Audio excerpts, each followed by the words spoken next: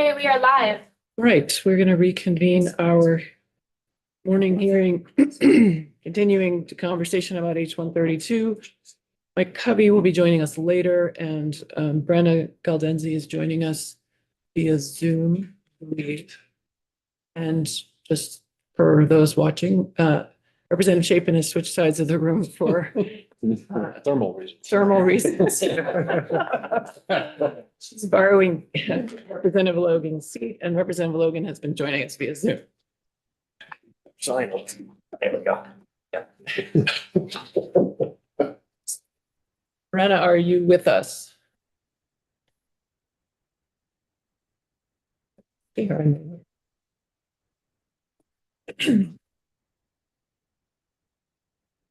I'm sorry I can't be there. I just want to warn folks, norovirus is no joke. So I plan to be there in person. So I am Brenna Galdenzi. I'm president and co-founder of Protect Our Wildlife. We're an all-volunteer Vermont nonprofit organization that represents over 4,000 Vermonters from across the state, as well as over 40,000 social media followers. We represent a wide range of people, from hunters to vegans, farmers, eighth-generation Vermonters, who all share in the same mission to make Vermont a more humane place for wildlife. Many of them have already written to you to support H-132.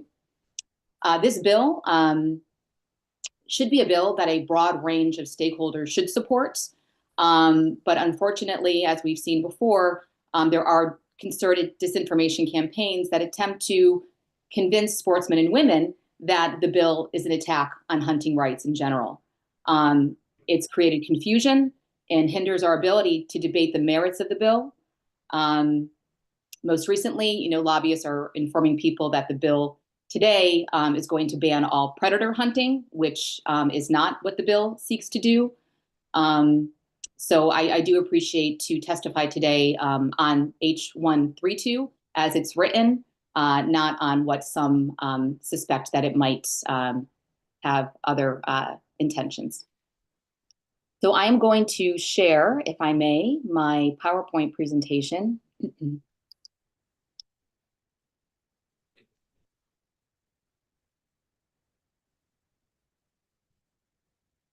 Annika, I had to send you a request. You should. There you go. Okay, thank you. Brenna Galdenzi. Bear with me.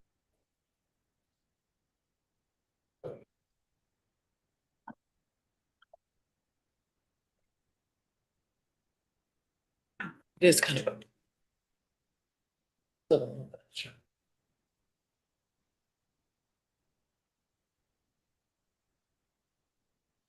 Hold on one second.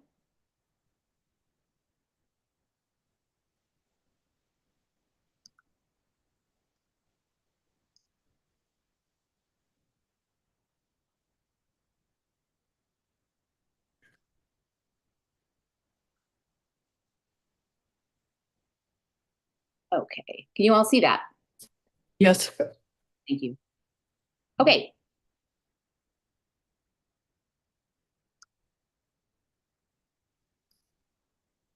So we are supporting H-132, which is a bill that seeks to ban hunting fur bearer species over bait. We support it because of its effects on wildlife, people, and our pets.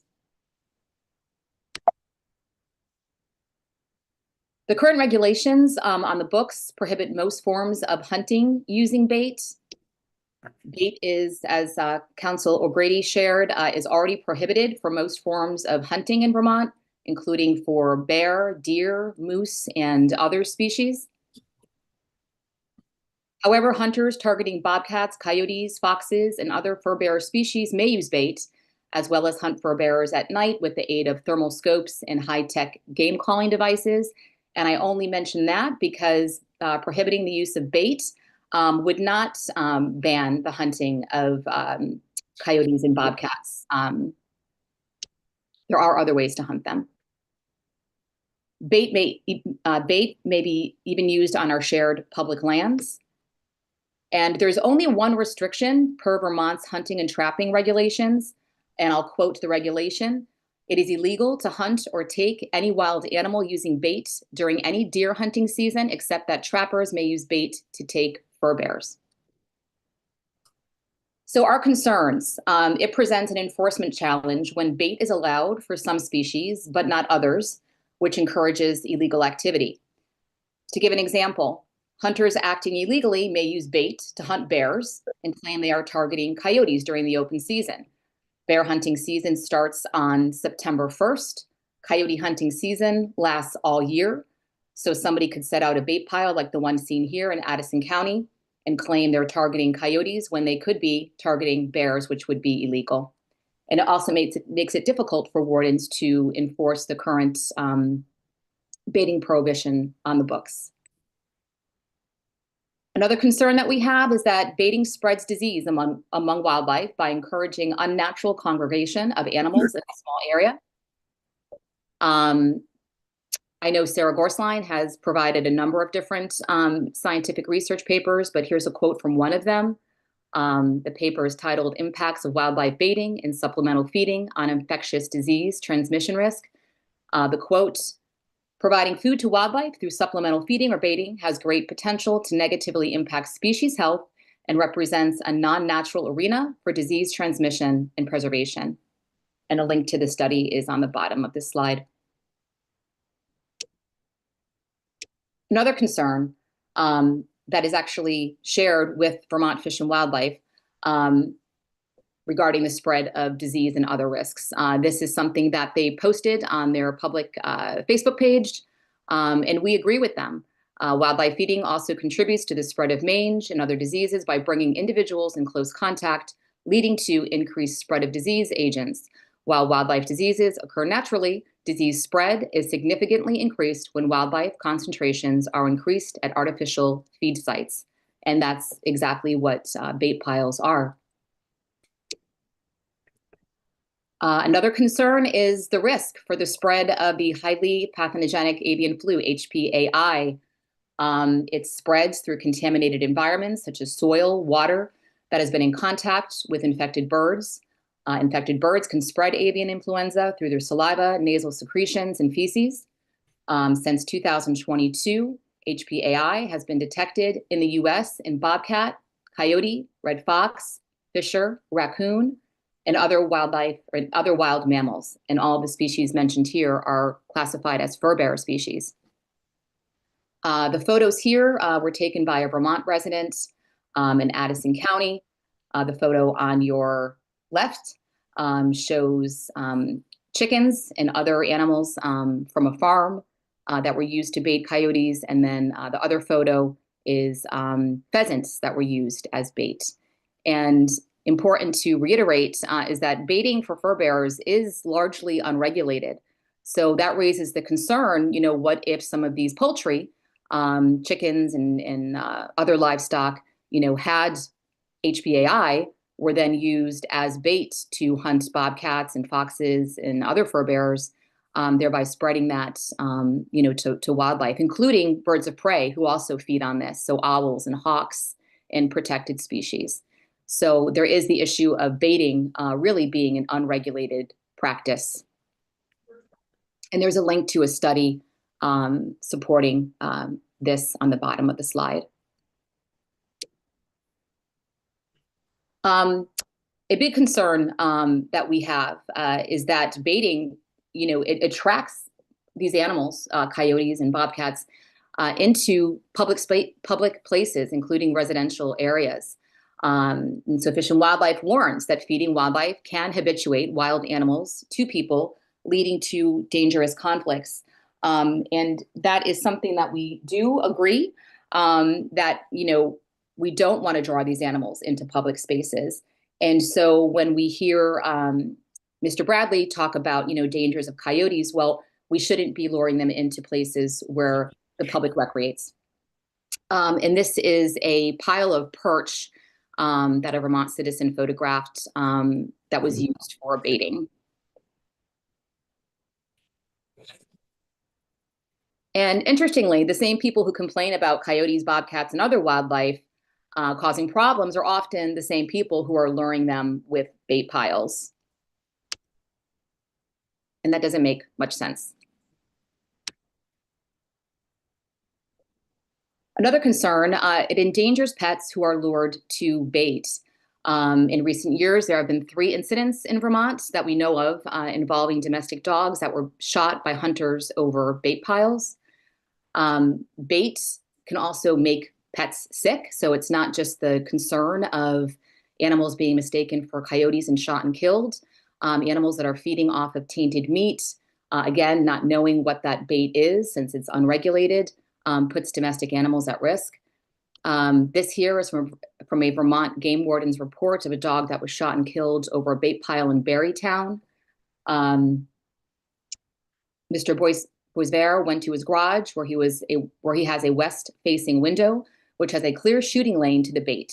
He took his AR-15 rifle and looked through it with his night vision scope. He saw what he believed to be a coyote eating the bait pile, and he shot 1 time. The next morning, he went out to the bait pile to see if he hit the animal. He did not locate any blood or other evidence that he had hit and or injured anything. He ended up killing his neighbor's dog. And it violates all tenets of fair chase hunting, thereby eroding the public's acceptance of the longstanding tradition of deer hunting. And I know that's a concern of some of our members who are hunters and anglers, that this really is not a good image of Vermont's hunting culture. This quote here is from an article in Backcountry Hunters and Anglers. Quote, "Some hunters are willing to say if it's legal, it's ethical. But the problem with this is that neither legal nor ethical are fixed, timeless boundaries. An activity that is an honored tradition in one time and place may be or become anathema just a few miles or years removed. From public perception to concerns with diseases such as chronic waste disease, baiting is a practice that sits on this knife's edge." And the last slide, we think it would be in the interest of all stakeholders to promote hunting ethics or risk losing public support for hunting in general. This chart here, if we just want to look at the 2 ends of the chart, so we see 64% represents license revenue, hunting and angling and trapping revenue in 1990, made up 64% of the department's budget. Fast forward to 2025, only 27% of hunting, fishing, and trapping licenses make up the department's revenue. And the reason why this is important to share is that if Vermont Fish and Wildlife and hunters and sportsmen and women want to put forth an image of hunting to attract a new generation of hunters, to encourage more people to open their lands to hunting, I think it's really important that certain practices like hunting animals over bait piles be separate from the longstanding, tradition of ethical deer hunting. So I think we all have something to lose if hunting over bait continues. And that is it for my presentation. Thank you for your testimony. Do members have questions? I'm not seeing any. Thanks again. Thank you. Thanks. Cassie Birdshaw. I have been in the meeting. It'll just take me a second probably to get back in.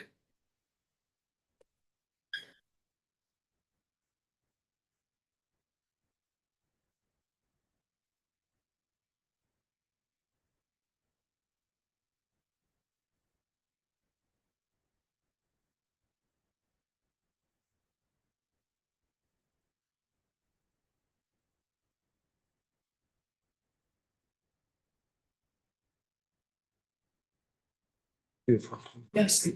See a bunch of witnesses or handouts here on our website from people who I don't see in the list. Are they going to hear from them or are they just providing? I think they provided written testimony. Thank you. We don't have anyone else who's asked. No additional people.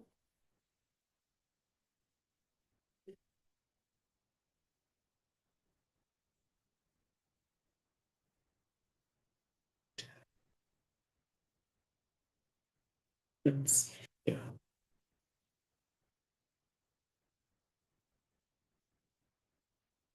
All right, good morning, and thank you for the opportunity to provide testimony. My name is Cassie Burdyshaw, and I am Vermont State Director with Animal Wellness Action. I am here to represent the Vermont chapter of Animal Wellness Action, which is made up of members throughout the state who support the humane treatment of animals and believe that helping animals really helps us all. The presenters before me have covered a lot of information, and I am going to focus on 2 points today. First, I want to touch on the risk of avian influenza relating to baiting, and second, I want to share information about non-targeted animals being killed in baiting incidents. You heard from Project Coyote about the scientific studies showing that baiting facilitates wildlife pathogen transmission. And I want to provide just a little bit more information about what that means in the context of highly pathogenic avian influenza, which has been front page news in Vermont and across the country. The basic problem is this, and it's been talked about. Baiting encourages the unnatural congregation of animals into small areas and puts animals in close contact with one another. Diseases certainly can occur naturally, but the spread of disease increases with that close contact. In human terms, I think of this like children attending school. The children are congregating at school in close contact with one another, and it's common for school children to have an increased likelihood of becoming sick. Across Vermont, avian influenza has been impacting a variety of animals. Last week, Commissioner Levine spoke at a joint hearing of the House Healthcare and Agriculture, Food Resiliency, and Forestry Committees. He stated that since 22, there have been 100 detections of avian influenza in wild birds, and that 5 backyard flocks have been killed. Data from Vermont shows that avian influenza has been detected in a variety of wild birds in Vermont, and that includes bald eagles, red-tailed hawks, Canada geese, wood ducks, mallards, black ducks, and turkey vultures. Many of these birds are the types of birds who are attracted to bait set out in bait piles. The Wall Street Journal recently reported that with so much of the virus circulating, scientists worried that we may be a few mutations away from a potential human pandemic.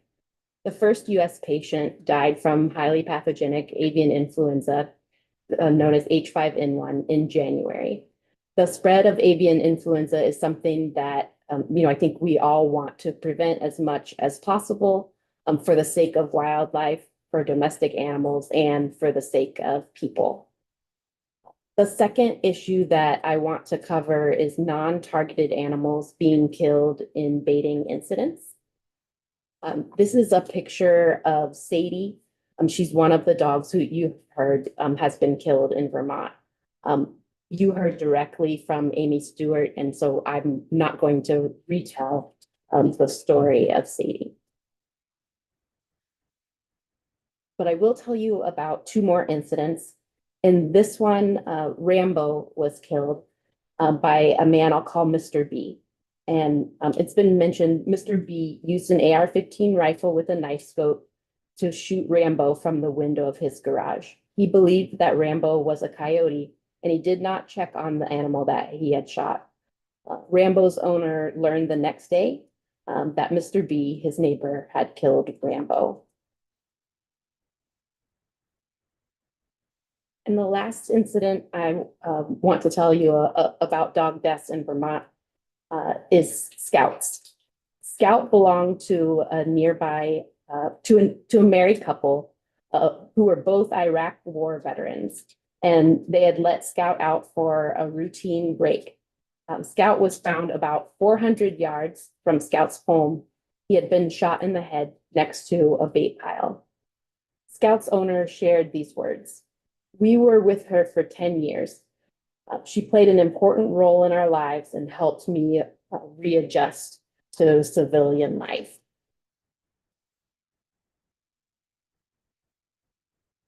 And I think, Amy Stewart's testimony really brought home the extreme harm that incidents like these cause for families, for individuals, for all the people who love their dogs. Bait piles can lead to more than dog deaths. These news stories are from outside of Vermont, but they involve a horse being shot and also a hunter being shot. And those are just excerpts from the articles. She was dead 10 feet from his bait pile regarding the horse, and the bait pile was in between hunters when one hunter was shot and killed. So we obviously want to avoid these outcomes.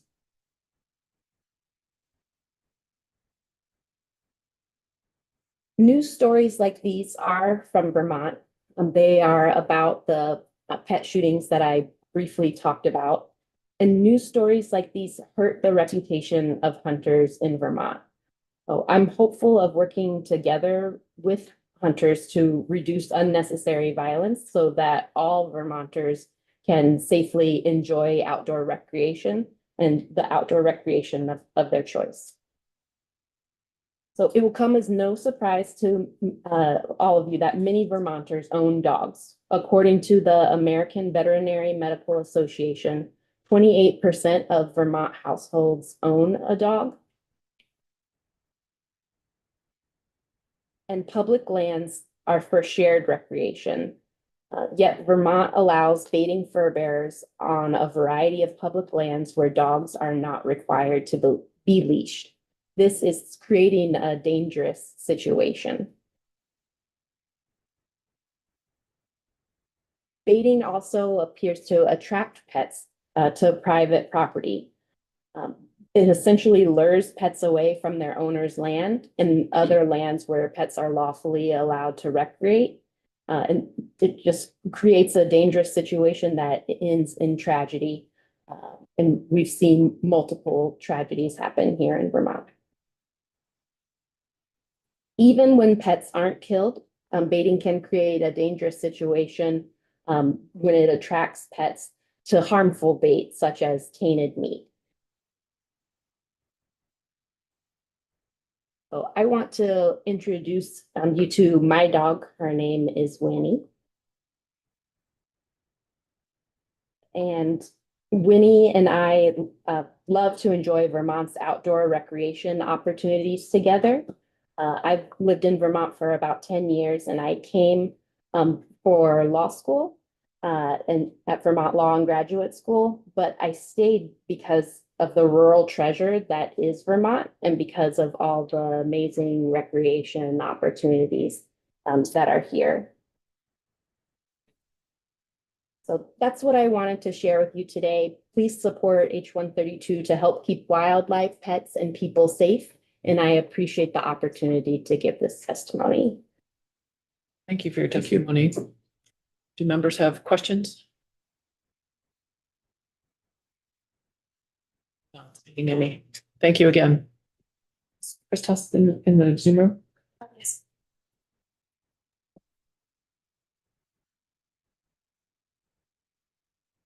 Chris Huston, we're ready for you to join us via Zoom. Great, thank you. Can you hear me? You can. Welcome. Thank you. Thank you, Chairman Sheldon and House Committee on the Environment. My name is Chris Huston. I live in Waltham, Vermont, with where my wife and I raised our now 3 adult thriving kids who all have a deep respect for where we live. They fully understand that Vermont is a unique and a special place to have grown up. So we taught our kids to treat every life with respect, especially as we are a hunting family. So, you know, I wanted to share the reason today with you all, you know, why I hunt. It's a way for me to connect with the natural world around me. Frankly, like no other part of my life as an architect and a builder, this is my time to really intentionally slow down, listen, and to be astutely aware of my surroundings when I'm in the woods. My interest specifically in today's testimony is from that perspective of a lifelong white-tailed deer hunter for nearly 50 years, starting in New Hampshire, where I grew up, and now in Vermont. I certainly care very deeply about the animals that I hunt, and our family relies on the venison and when we are successful, which is certainly not every year, I can assure you of that. I and my family are very passionate about ethical hunting practices and the honorable treatment of our wildlife. As such, I take exception to the act of hunting fur-bearing animals over bait piles. So allowing this practice to continue, in my strong opinion, is simply sending the wrong message to the public and, I think very importantly, to young future hunters. So as a hunting community, we are endangering our future ability, frankly, to hunt, as the public perception can very easily be skewed by this and other unethical hunting practices that we have in place. And I do not see this as a slippery slope, as some might be suggesting. Instead, I would say that as a hunting community, we must evolve. Why do we allow currently the practice of hunting fur-bearing animals over bait piles and not white-tailed deer, for example? The concept has been discussed previously today, the concept of fair chase, which is also supported by many other states throughout the country. And bait hunting does not represent fair chase in any way. A quick story, after catching a neighbor of ours poaching deer, we had the opportunity to purchase 45 acres of woodland behind our house, where this poacher would also dump his trash while hunting. And yes, we posted the land as soon as we bought it to keep him out. I bring up this story because as hunters now, posting is becoming a very common practice throughout Vermont. And if we continue to these disrespectful practices, such as baiting, we will likely see more and more land posted and kept from hunting access. This is precisely why the perception of the public is really important to me as a hunter, and it has always been. So I'll just leave you with this quick thought. I had two recent encounters. One was only a month ago, roughly. I saw a bobcat, and then during the rifle hunting season, I saw two coyotes. In both situations, I saw them first before they saw me. I watched their grace as they hunted for their next meal, as I was hunting as well. I have the utmost respect for these animals, as I've stated. I would never shoot them, and I certainly would not shoot them over a bait pile. It's my strong opinion that we need to elevate hunting. We need to evolve and change with the times and understand that the vast majority of the public would not support this unethical behavior had they known more about it. We have to align our policy and our values, and for these reasons, I support H132. Thank you very much. Thank you for your testimony. Do members have questions? All right, not seeing any. Thanks again for joining us. Thank you. Mike Covey.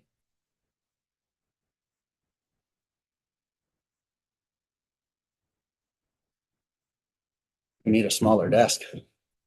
Hello, everybody. I'm Mike Covey, Executive Director of the Vermont Traditions Coalition.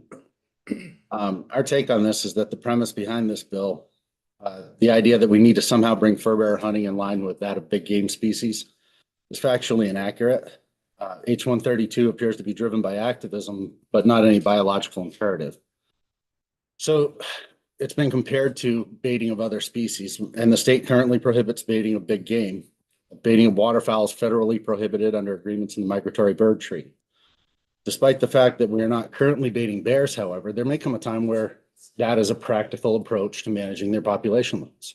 It's used in Maine, along with trapping and the use of hounds, and they are still not keeping their population below the level that they would like to have it at. So with currently growing populations, that may be a tool that we need to pull out of the toolbox at some point. So on its face, this bill is nothing more than an attempt to end one of the few successful methods of hunting fur-bearing species. And it just places the histrionics of one social group over the interests of another and needlessly restricts hunters for the edification of those opposed to hunting. You know, you've heard here already today that the folks that are asking for this bill would like to end all predator. They've been clear about that. If that's what we're going to do, why don't we just save a bunch of time in future years and do it all at once? Why don't we have that conversation? Frankly, when we elevate one social group over another, that's the worst possible use of legislative power. And that's what this bill does. The activities that we're engaged in are not detrimental to the species. They do not remove the ability to enjoy these species through other mechanisms, but they do provide us access. Fur bearers are not readily patterned like big game is. Deer, bear, they go to the same place to eat night after night. You know, turkeys will go to the same strut zone. Fur bearers use the entire landscape, consistently looking for prey. So, you know, a bobcat that's here today may be 15 miles away tomorrow or a week from now. In a single day, a coyote can travel 3 to 10 miles. We can't hunt them the same way that we hunt other species because they just simply move more and they move more erratically. The idea that it's somehow unfair to bait fur bearers is frankly meaningless. The word fair has no place in a meaningful conversation about wildlife conservation or hunting. It's subjective. And so for the number of people in this room, we all have a different concept of what fair looks like, right? It's not an appropriate way to make law. When we make law, it should be designed around practicality and not around ideologies. Many folks, for an example, are capable of making an excellent shot on an animal at ranges of up to a quarter mile. If that animal's completely unsuspecting and just going about its business, is that fair? Some would say no, and some would say yes. The fact of the matter is it's practical to be able to do that. And if we start concerning ourselves with ideas that are not rigid, then we start opening the entire law to interpretation in a way that it shouldn't be. Many folks have stated that these types of activities, these less understood or less popular activities, are low-hanging fruit. And once that low-hanging fruit has been picked, they'll move on to the next thing and the next. You've heard that this is a matter of public safety and that baiting will spread disease. But for reasons that I'll go through later, that concept is pretty immaterial to this discussion. With deer, we do have scientific evidence that chronic wasting diseases spread through saliva, and we don't want them all eating off a corn pile, right? But we still can grow food for them. They still eat in the same general area. This just keeps them from putting their faces all together. A greater concern for disease with fur bearers is overpopulation. Among fur bearers, the propensity to transmit diseases, including zoonoses, are orders of magnitude higher than among larger animals with lower rates of reproduction. And this can be exacerbated by overly dense populations. We manage fur bearers differently than we manage big game because they are different animals. That's not some perceived disparity, but rather the proper approach. Furthermore, and importantly, this bill will not change the landscape of food and available food sources. Farmers will still take cows out to the back 40. State and town agencies will still have carcass dumps. Hunters will still have the refuse from their harvest to discard. Slaughterhouses will still have materials to get rid of. When we discussed wanton waste just a couple of years ago, we specifically concluded that the most appropriate way to dispose of the scraps from harvested game was to place them upon the landscape and let natural processes take their course, rather than putting them in the slurry of our landfills. That hasn't changed. So this won't reduce in any way how fur bearers interact with the landscape or the food sources. All it does is reduce our ability to access a resource that we utilize. If advocates are going to be allowed to arbitrarily pontificate on the general public's ideas, then I can confidently do so when I state that the general public has expectations for this committee to deal with much more real issues facing the state of Vermont. It's a waste of time and frankly tiresome to continue to see this community come under attack. Lawful hunting practices are in place, and we have a Fish and Wildlife Department that is invested in the well-being and stewardship of our resources. If there's a problem, hunters are usually the first people that come to them and say, hey, we have a concern about this. We're not seeing fox, or we're not seeing fisher, or whatever the species may be, because ultimately we are so intrinsically tied to those species that it's a distinct part of our lifestyle and a distinct part of how we identify. For too many years, hunters and trappers have been treated as second-class citizens by the animal rights activists in Vermont because somehow disapproving of our lifestyle is translated into mistreating us. We've been maligned and misrepresented, personally attacked, physically attacked, harassed, and threatened. And enough's enough. Moving frivolous legislation such as 132 shows tacit support for the very behavior being driven by this rhetoric. You've all seen it directed at me personally this year. I don't need to go any further about that, but it's also directed at our wildlife professionals and at members of the general public. And this body can reduce that by no longer taking the time out of a busy schedule to deal with these issues that are simply ideology. Vermonters writ large are not calling for this change. There's a handful of activists that are calling for this change. Was anyone here not appalled by the statement you recently heard that we don't need to trap beavers because if they don't have enough habitat, they just eat their own young? Have you contemplated the significance of that statement? Furthermore, we have a Fish and Wildlife Department that, to my understanding, is declining to comment on this bill because they're concerned about the blowback they'll receive from anti-hunting groups if they do. Let the gravity of that sink in for a minute. I know some of you have been spoken to about this. Ideology is, again, the abuse of state agencies. None of this should be a driver or an acceptable part of a discussion around wildlife management. This bill is unnecessary and it's misguided. I understand that people who don't participate in these activities can't understand the distinction necessarily between the mechanics of them, but baiting is a very valuable approach to hunting fur bearers because of their nature. I would urge the members of this committee to move on to the pressing issues that face you, because you have some of the most grave issues in the state to deal with. Let's leave these bills that have no scientific or practical value on the wall. Or better yet, let's have a vote on it and be done with it. Let's end it and send it to the recycling bin where it belongs. The one thing I would add, I was able to catch Ms. Galdenzi's testimony on my way in. She did make a valid point on bears. So let's have that conversation at the board level, perhaps, that maybe we don't want to allow coyote baiting during the open bear season too. It's only going to change that by 30 days. I don't see issue with that. Simplifies things for the wardens. Seems logical. But we don't need this body's help to do that. We can do that at the Fish and Wildlife Board. You heard about some states, only 2 states with a closed season, right? Connecticut closed their season at one point, and they reopened it almost immediately due to the problems that it caused to close the season during the whelping season. I believe they were required by their legislature to create a closed season. They did it during the whelping season, and they eventually retracted that to 1 day, as far as I recall, but don't quote me on that. I do have an email from 2016 about that incident from Connecticut.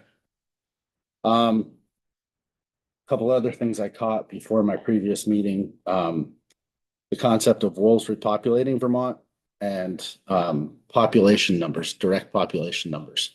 I believe our biologists, well, I know our biologists can give a good educational talk to this committee about the impracticality of anticipating a return of wolves to the state of Vermont based on biological reasons. I don't think that it's fair or reasonable to represent that hunting is a factor in that. So if the committee has any questions, I'm happy to take them, but I strongly urge you to put this bill down and forget about it because it has no real purpose. Thanks for your testimony. I guess I'm curious about your perceptions of fair chase and how baiting fits into that. I think I would reflect that on you. And my question to you would be, what is your perception of fair chase, right? I believe that if an activity is lawful and practical, it's fair, right? The reason that we bait fur bears is because it is incredibly difficult to hunt them by other mechanisms. The only other really effective mechanisms are the use of dogs and the use of thermals, which you've heard about repeatedly today in a negative manner. There are those who are already arguing that none of those are fair, correct? And that's why I say it's so subjective that it doesn't have a place in the conversation. If we ask Ms. Galdenzi what her opinion of fair is, and you ask me what my opinion of fair is, they're going to be so diametrically opposed that how do we use that to create law? I mean, that's what law does, is we as a society come together and debate what's fair, and that's typically what laws are doing. But I'm not going to debate with you. Representative Tagliavia. On the question of fair chase and what in hunting is fair, is it not a true statement that the only way to be successful as a hunter is to have an unfair advantage? 100%. There are people who have argued that fair chase would be if we used no tools whatsoever and had to run the animal down with tooth and claw. That's a completely unreasonable position, but it's a position that some people take. There are others who have stated that it's unethical to hunt with a bow and arrow. That's been submitted to this committee in prior years in written testimony, that it's unethical to hunt big game with a bow and arrow. That's why these subjective ideas are so inappropriate for these conversations. Do you know how many animals are taken over, fur bearers are taken over bait piles versus other methods? And I guess I will say, I no longer deer hunt myself, but I do know, and we heard just prior to you from Chris Huston, many deer hunters that I talk to do have encounters with coyotes. Some of them shoot them, and bobcat and all kinds of other animals while they are deer hunting. That's pretty common. So I'm not sure. I'm convinced that baiting is necessary for the hunting of fur bearers. I would disagree with him. I would disagree with his statement. I dare say that I spend as much time in the woods as anybody. And I do not stick to the roadside. In fact, I needed help getting a deer out this year, and one of my friends that came to help asked me exactly what I was doing way up there, and I have seen, while deer hunting, which I spend an inordinate amount of time doing, I have seen 4 coyotes and 1 bobcat while deer hunting. So incidental viewing of them, I haven't seen many. That said, with other methods, I've taken 11 over the last couple of years. And I'm looking forward to the coyote blanket that I believe you all received a picture of the beginnings of in one of your emails. Other questions? One more. Representative Tagliavia. Same question I asked Chris Bradley. We've had these practices for years now. We haven't seen an explosion in the population of coyote, or have you or any of the hunters that seen an explosion of coyote population or a rise in coyote human conflict? I'm not aware of any that we've seen. I know that there was a problem at Shelburne Farms. They had a great deal of coyote conflict a year or two ago. I think it was Across the Fence did a story on it, that they were enduring a great deal of coyote depredation. And I don't know if that has been adjusted or, if they've managed to deal with that, but I know that they were losing a bunch of sheep at one time. But I think that all parties involved in this conversation, that's one unique aspect of it. Like when we talk about coyotes, all parties involved acknowledge that we're not doing harm to the population. And we hear conversations about compensatory reproduction, which I've spoken with Dr. Eric Geese, who developed that idea, that concept, between persecuted and unpersecuted populations, hunted and unhunted.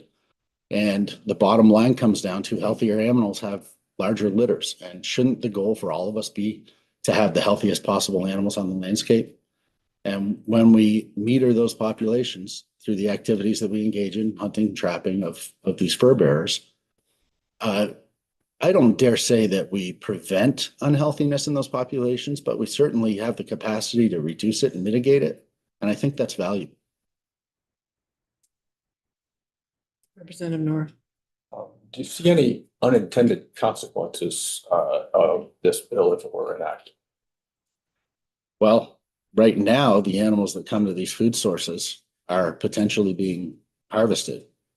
And when you remove the capacity to harvest them over these food sources that, as I've stated before, are still going to exist upon the landscape, then you are congregating them. And there is no reason for them to be cautious about going to it. And I think that creates a higher concern for disease propagation than allowing them to be harvested over the same food sources that are still going to exist.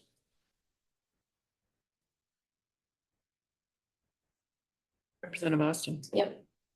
The avian flu is, I feel like, one mutation away from jumping from animals to human, basically. That's what I'm hearing.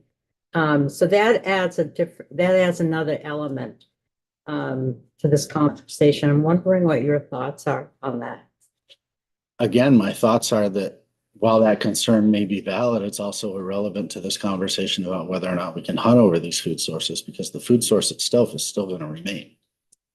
You know what I mean? The butcher shops are still going to need to get rid of the refuse from their work. The farmers are still going to need to get rid of lost animals. The hunters are still going to need to discard the refuse from the animals that they've harvested and butchered. So we're not changing the food source upon the landscape. Therefore, we're not changing the animal behavior relating to it. So I don't think your concern is invalid. I just don't think it's applicable to the conversation about hunting over bait. Thank you for your testimony. Thank you. Thank you. Representative Austin. From Fish and Wildlife. They were invited. They said they would come after. Any other thoughts or questions? All right, that's a testimony we had scheduled for this morning. We will be back ready at 1:15.